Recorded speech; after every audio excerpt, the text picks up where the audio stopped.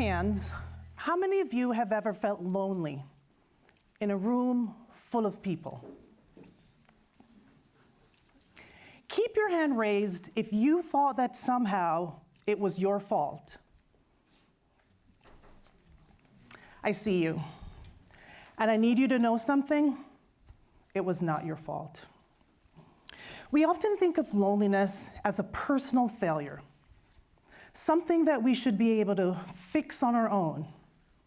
We're told, work harder at making friends, be more social, try harder, work the room, or my favorite, take up space. But what if loneliness is not a personal failure at all? What if it's a design failure?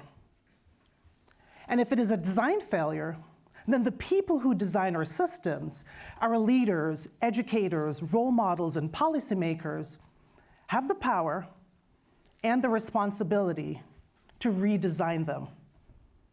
That is what I'd like to explore with you today. So let's start with what we know. And it showed that 1 in 6 adults, people worldwide, experience chronic loneliness. Not occasional loneliness, chronic loneliness. This study also shared that loneliness results in serious health conditions like heart disease, cognitive decline, stroke, diabetes, and it doesn't stop there.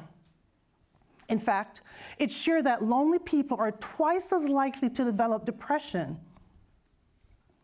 With stats like these, that makes loneliness a world health crisis. When we think about the world that we live in today, we're more digitally connected than ever. We carry constant connection in the palm of our hands. We can message across continents instantly. We can attend some of the most important meetings from the comfort of our own homes. So what exactly is happening? What research tells us is that loneliness has to do with the systems that we inhabit. Do individuals have the opportunity to be heard?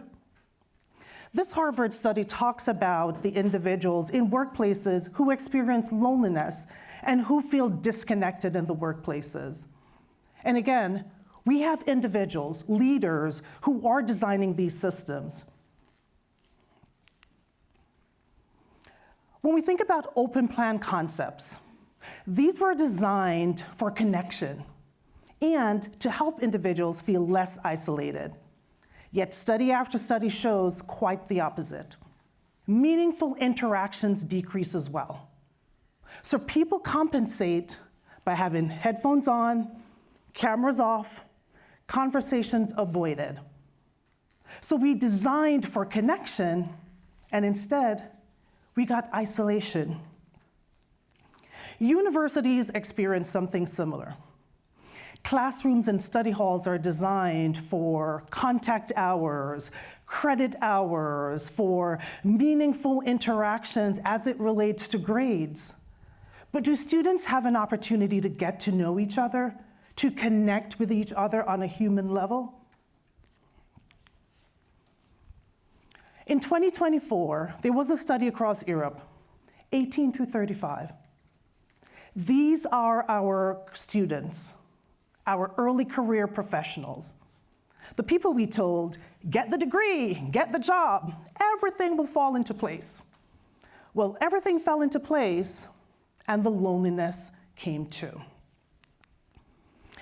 I'd like for us to think about what does it take to ensure that we're building spaces that help people feel connected. And it goes beyond asking the question, how do we become less lonely? It's about how do we create spaces that help people experience genuine connection. And our systems are creating loneliness, then leaders have the opportunity to redesign them. When an architect designs a building, They do so with a blueprint specifically to how the space will be used. They think about how people will move through the spaces, where they'll pause, where they'll gather, what they see, and what they feel. Leaders have the same opportunity, except instead of physical spaces, leaders have the opportunity to create human systems that allow for thriving. So who is the leader? Are you a professor? Are you a manager? Are you a team leader? Are you a designer? Are you a leader in any form? If so, then you're the type of architect I'm talking to today. If you have the opportunity to invite someone to a meeting, you have the power to design an agenda that allows everyone to be heard.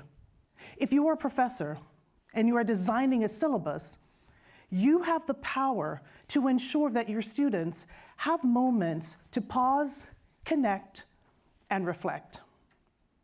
If you're designing public spaces, are you designing those spaces for speed and commerce?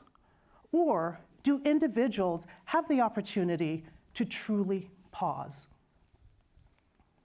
The World Health Organization makes the stats clear. Loneliness is a public health crisis. And unlike other crises, the systems that we design.